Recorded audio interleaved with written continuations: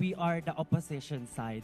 And this side was never about denying workers the wages they deserve. We all agree.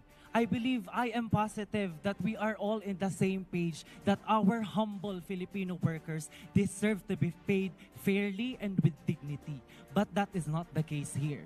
We oppose the House Bill 8081 not because it aims for fairness, but because it applies fairness in a way that ignores reality. And that reality is very clear, that the Philippines is not economically uniform. Ibig sabihin, ang presyo ng mangga sa Zambales ay iba sa presyo ng mangga sa Maynila. Ang presyo ng gulay sa Baguio ay iba sa presyo ng gulay sa Mandaluyong. Iba-iba ang presyo, iba-iba ang job opportunities, iba-iba ang level ng negosyo bawat lugar. So to impose something like one wage uniform is to assume na pare-parehas tayo ng kalagayan, which is no.